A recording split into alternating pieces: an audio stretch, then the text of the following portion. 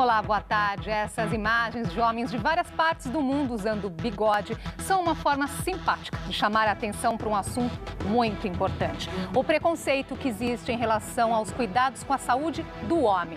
Por que eles resistem tanto em procurar ajuda médica? Quais os medos que rondam o universo masculino?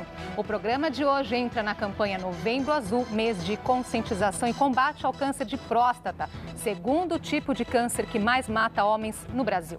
Para o nosso debate, recebemos o urologista Celso Heitor de Freitas Júnior, do Hospital Beneficência Portuguesa de São Paulo, e o psiquiatra e psicoterapeuta Luiz Cuchinir, autor do livro Por Dentro da Cabeça dos Homens. Você também pode participar mandando suas perguntas pelo nosso portal de conteúdo, via Twitter ou pelo Facebook. Os endereços estão aí na sua tela. Boa tarde, muito obrigada por terem aceitado o nosso convite. Boa tarde, obrigado pelo convite. Tem aqui essas imagens do bigode, Novembro Azul, um convite para os homens deixarem o bigode crescer para chamar atenção, conscientizar os homens para a importância, prestar atenção na saúde. Não é à toa que o Dr. Cuchinir hoje está de bigode, certo? Verdade. Hoje não, desde o início de novembro, né? Hoje é dia 10. Não costuma usar? Não, nunca. Por que entrou na campanha? Porque eu acho que o meu trabalho é esse, né? Meu trabalho é cuidar da saúde do homem, claro, como psiquiatra, saúde emocional, né? Saúde psíquica. Mas como a gente não pode separar, né, saúde psíquica com a saúde física, tem que andar junto, não adianta a gente ficar só preocupado com a física ou só preocupado com a psicológica. A gente tem que estar atento a esse homem que é inteiro. Ele cuida de uma parte e não cuida da outra. Então, esse é o meu trabalho, é fazer com que homens possam prestar atenção na vida deles, cuidar da vida deles e, de alguma forma, tentar acompanhar os medos deles, né? Nesse tema que a gente vai falar hoje. Outubro, doutor Celso, mês passado foi o mês das mulheres, o nosso mês, né? Exatamente. Agora, Novembro Azul, o mês dos homens, o mês de vocês para chamar atenção para a saúde. Agora, a gente percebe aí que quando a palavra é conscientizar para a saúde, é mais difícil convencer o homem dessa importância? Andresa, isso já é histórico, né, da questão do homem. Até em números, né, isso já foi colocado, vamos dizer assim, se você colocar uma razão entre homens e mulheres, para cada 8 mulheres que buscam uma ajuda médica para prevenção, apenas um homem faz a mesma coisa. Então, quer dizer, a diferença é muito grande. É claro que a mulher começa a ir ao médico mais cedo, né, na vida feminina, porém os homens, eles têm essa resistência. E no caso do câncer de próstata em si, por que essa campanha o Novembro Azul, com o exemplo do Luiz aqui do lado, né, que já aderiu, isso é muito importante, ela tem um peso grande, está sendo tão divulgada, né, na mídia em geral. Que é um tumor muito comum e muito frequente. Mas outra coisa importante, que a prevenção... É mais comum, inclusive, que o câncer de mama, né? Exatamente. Só para fazer essa comparação aí da mulher e do homem, né? Exatamente. E a questão é que a prevenção do câncer de próstata, ela é factível e ela é simples. Isso que chama atenção. Não são todos os tumores, todos os tipos de cânceres que você tem, vamos dizer assim, ferramentas como um exame físico, né, o toque retal, um exame de sangue, que é o PSA, que hoje é muito divulgado, que você consegue diagnosticar precocemente, no início, uma doença grave, potencialmente grave, e oferecer opção de cura real. Isso que é a importância, no meu ver, do Novembro Azul e das campanhas, né, de informação que cada ano, ano após ano, vão ganhando mais espaço e para tentar conscientizar esse público. Por que o homem ainda resiste tanto a ir ao médico, doutor Cuchinir? Porque a mulher, por exemplo, quando ela tem a primeira menstruação, então ela vai e a partir daí isso passa a ser frequente. O homem não tem, né, essa divisão tão exata que mostre para ele essa necessidade. Está na hora, né? Está na hora. Justamente a construção do masculino se dá para não se oferecer como frágil, não se oferecer como doente, como incapaz, etc., né? Então, ele vai crescendo e vai dizendo, bom, eu não sinto nada, não tenho nada, não preciso nada, E, claro, ele vai desenvolvendo outras habilidades dele e vai se fortalecendo muito.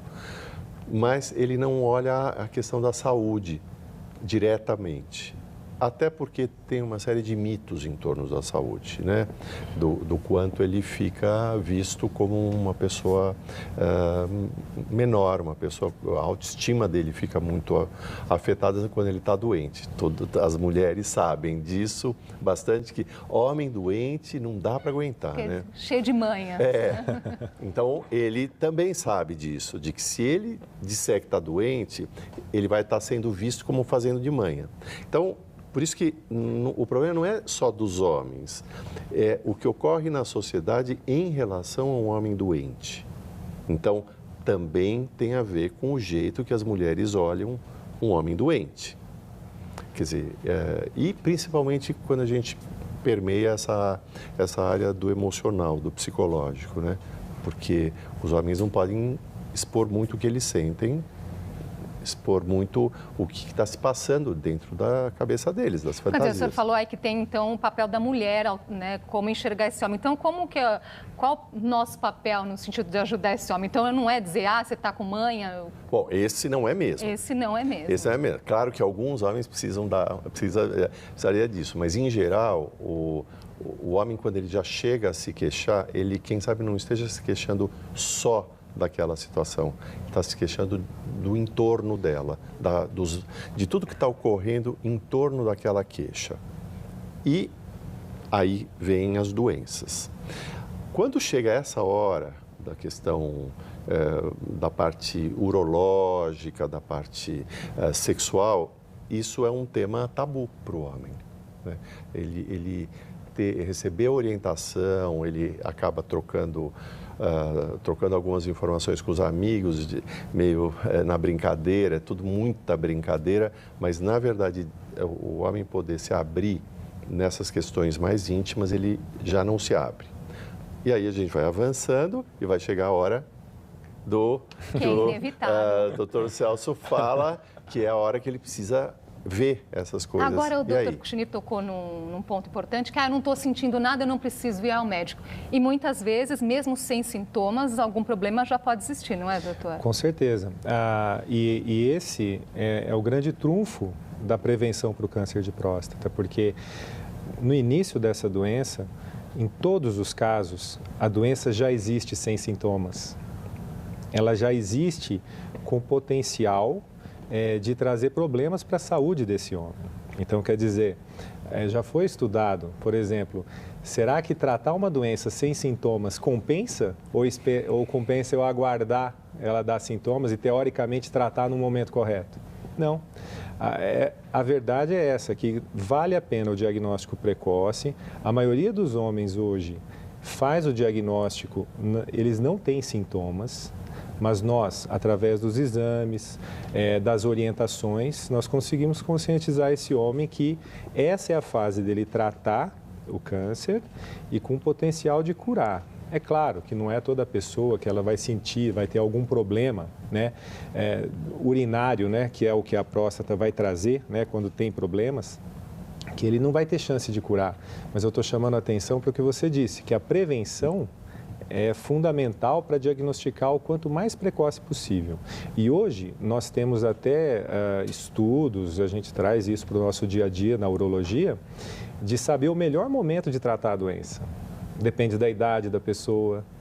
Se o homem for mais idoso, de repente aquela não é a hora adequada de tratar. Nós temos que ver quais outras doenças que ele tem. O doutor Luiz falou, ele não é só a próstata, ele não é só a vida sexual, ele é tudo, né? Ele tem o cardiovascular, ele tem uma série de coisas. Então, tudo isso hoje vai nortear o tratamento, a melhor conduta para cada caso. Cada caso vai acabar sendo individualizado. E tudo começa por ir ao médico e quebrar esse tabu definitivamente, né? Nós separamos aqui uma tela para mostrar aí a dimensão do problema, né? Sobre, então, o câncer de próstata, 60 mil novos casos ainda este ano, né, em 2014, essa é a previsão. É o segundo tipo de câncer que mais mata homens, perde apenas para o câncer de pele. E está lá, 44% dos homens nunca foram ao urologista. essa relutância aí que nós estávamos comentando, né? Você falou de novo da prevenção. Como prevenir? Então, eu queria chamar a atenção dessa observação que há, né? 44% dos homens nunca foram ao urologista. E tem um outro número também que é interessante. Quase metade, né? Exatamente. E pouco mais da metade. Duas que assumem, né? Exatamente. E quase, vamos dizer assim, 2/3 dos que vão, eles vão incentivados pelas esposas ou companheiras. 66% deles que vão ao médico, porque o senhor veio? Vai vir prevenir, porque minha esposa pediu, porque minha esposa marcou a consulta, porque ela me obrigou a vir.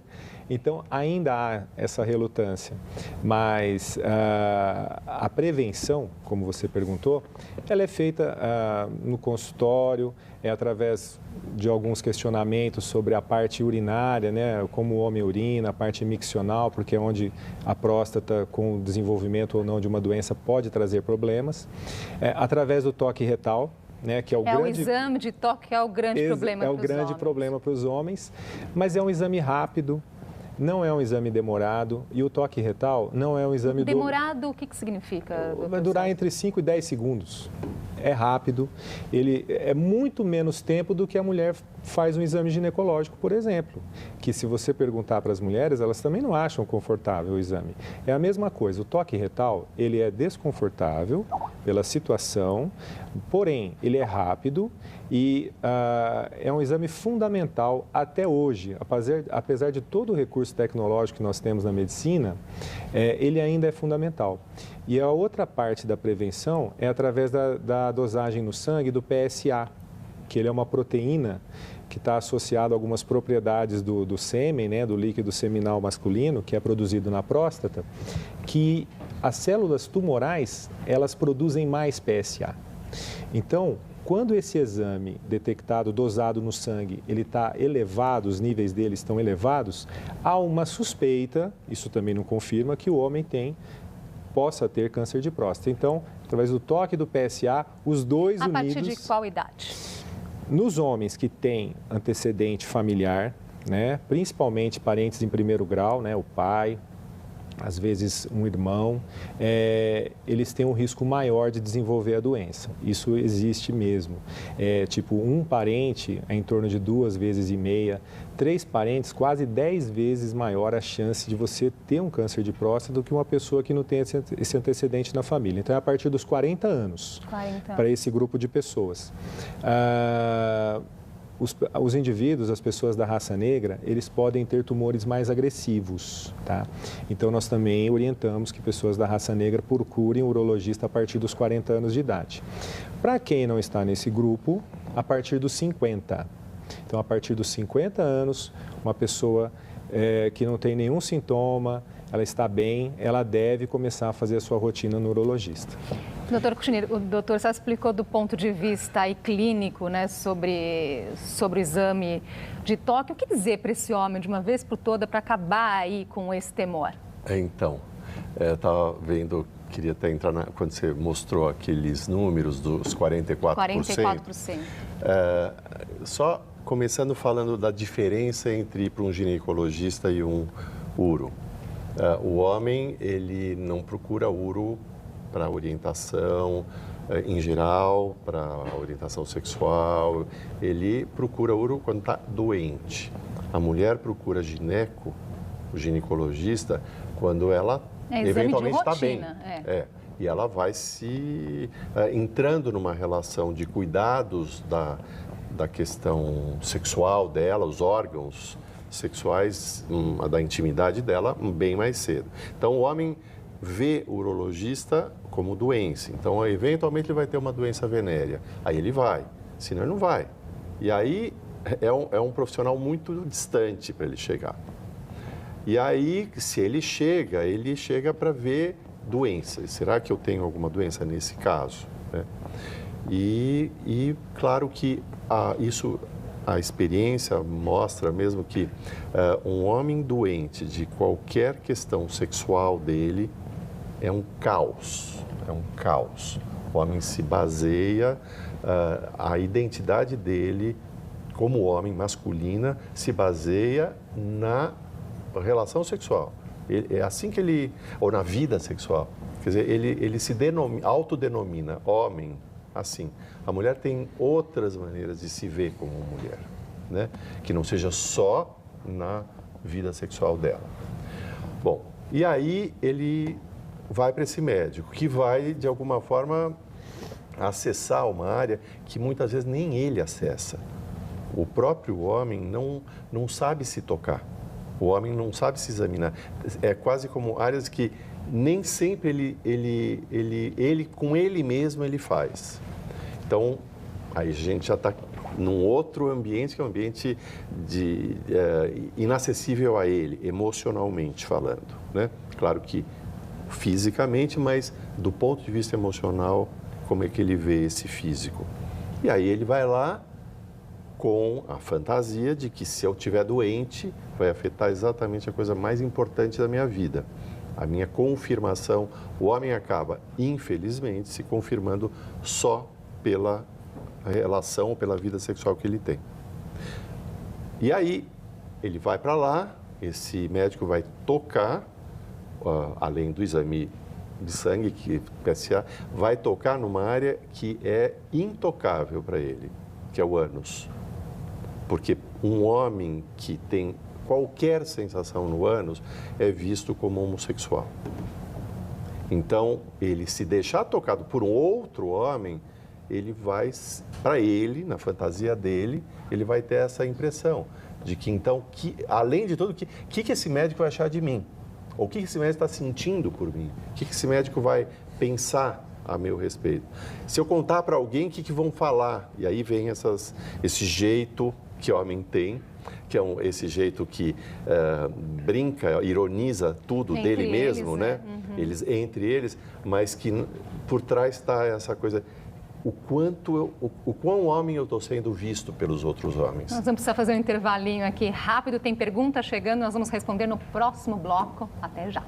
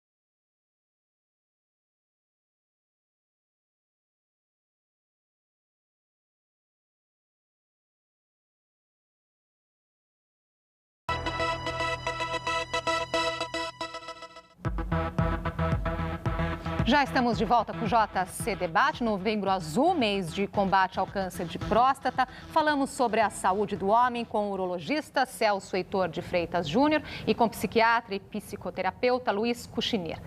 Com o empurrãozinho dos filhos, São Paulo quer mostrar aos homens a importância da prevenção quando o assunto é saúde. Uma campanha lançada em todo o estado realiza exames e consultas gratuitas aos sábados. Assim, ninguém pode reclamar da falta de tempo para se cuidar. O homem tem duas questões importantes a resolver quando o assunto é saúde: coração e próstata. Segundo a Sociedade Brasileira de Cardiologia, as doenças cardiovasculares como infartos e AVC matam 400 mil pessoas por ano, a maioria homens. Outros acabam desenvolvendo infecções na próstata, a glândula do sistema reprodutor masculino, onde em alguns casos há o surgimento do câncer. Mas o principal problema para combater essas doenças é a resistência deles em fazer consultas preventivas. 60% dos homens não fazem exames. Eu não gosto de ir ao médico, não. Até agora, tudo que nasceu comigo ainda está funcionando, então... pode ver, as mãos estão aqui inteiras. O senhor costuma fazer consultas preventivas? Sim. Sempre quando dá algum piripaque, né? Coração, faço esteira, eletro. No caso da próstata, há muito preconceito em relação ao toque retal. Método mais eficiente para detectar qualquer problema. Vencer essa barreira é um desafio para os médicos. Câncer de próstata, ele tem cura se os pacientes for fazer os exames de prevenção. Para incentivar os homens a partir dos 50 anos a procurar ajuda, no estado de São Paulo a campanha pede aos filhos para levarem os pais a uma consulta no Exame, ambulatórios médicos de especialidades. O programa é oferecido em 21 ambulatórios e funciona aos sábados para ninguém dar a desculpa de que não tem tempo. São oferecidos exames de próstata e do coração. E até o final do ano, espera-se que mais de 20 mil pessoas acima de 50 anos aproveitem para cuidar da saúde. No primeiro sábado, ele vai passar numa entrevista de enfermagem, vai colher exames de sangue e fazer um eletrocardiograma. No sábado seguinte, ele retorna a uma consulta com um cardiologista e com um urologista, que já de posse dos exames de sangue e do eletro, vão avaliar, examinar o paciente e definir se esse paciente tem ou não algum risco de ter um problema do coração ou câncer de próstata. E os interessados nesse programa que nós mostramos podem agendar o atendimento gratuitamente no mês de seu aniversário pelo telefone 0800 779 0000 que está aí na sua tela. E podem ser marcadas consultas e exames sem encaminhamento prévio nas 21 unidades em várias cidades do estado. Elas funcionam aos sábados, das 7 da manhã até, no mínimo, 1h da tarde. Acho que vale aqui, a partir dessa matéria, chamar a atenção para o atendimento público para os homens. É a pergunta até que o Newton Garcia faz, né? Vocês estão nessa conversa, ele até diz que está todo esse barulho aí, mas a rede pública está equipada para nos atender? Doutor Celso. Olha, o que nós observamos tem ocorrido um esforço muito grande de atender o público através do Sistema Único de Saúde, através do SUS, através dos atendimentos em unidades básicas de saúde. O urologista já está presente nesses locais. Quando os homens são detectados com doença, eles são encaminhados para centros de referência, totalmente públicos, de qualidade. Isso nós estamos falando aqui do nosso universo aqui em São Paulo e no estado de São Paulo. É claro que mesmo aqui ainda há uma carência, vamos dizer assim, de contingente de médicos para poder atender toda essa demanda. Mas eu acredito até com essas iniciativas, igual Novembro Azul, tudo isso mobiliza não só nós profissionais envolvidos, a mídia, mas também os órgãos de governo. Então, eu acho que a partir daí, sempre temos que melhorar, né? Sempre há espaço para melhora. Com certeza, mais homens têm que ser atendidos, mas eu acho que a qualidade está muito presente nos serviços públicos também.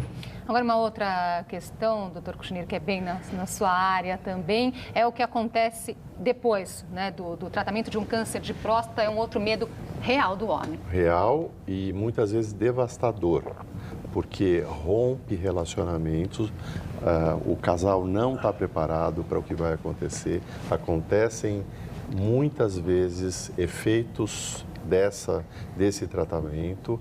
O homem tem muito medo disso e muitas vezes não está preparado para enfrentar o que acontece realmente, ele se fecha. O casal, o homem e a mulher precisam estar trabalhando muito essa questão e nem sempre o vínculo do casal tem condições de trabalhar. Nem sempre eles conseguem falar a respeito disso e do que está acontecendo. Muitas vezes esse casal se separa, o homem vive um nível de solidão, da angústia que ele sente, do que ele perdeu, da incapacidade, dos problemas que acabam afetando toda a confirmação dele como homem, e é um problema muito sério. Eu acho que os homens precisam ser muito atendidos, orientados, isso precisa ser feito também com as mulheres, companheiras, e que senão nós estamos rompendo família, rompendo casamentos. É muito sério. E romper um casamento numa idade de 60, 50, 65, 70, é muito sério, porque muitas vezes não tem o que refazer. É um assunto, né? Tem outras questões aqui chegando, né? Infelizmente o nosso tempo acabou. Só acho que o doutor Celso vale repetir o exame, a prevenção, um diagnóstico precoce. Qual é a chance de cura? Para chamar atenção aí mesmo, para a importância de procurar o médico. Claro. Para pessoas que têm um diagnóstico precoce, uma doença em sua fase inicial, nós podemos alcançar até 80%, 90% de cura para esse tipo de doença. Poderia fazer uma observação rápida em relação à parte da parte sexual. Concordo com tudo que o Dr. Luiz disse, mas eu quero dizer que os tratamentos estão avançando nesse sentido, em também melhorar os resultados. Eles já foram piores, hoje não são o que nós queremos ainda. De minimizar efeito colateral. De minimizar tanto parte de continência, que é o controle da urina, como a parte da potência sexual. E saber que essas complicações, esses efeitos colaterais também têm cura, também tem tratamento, é melhor dizer.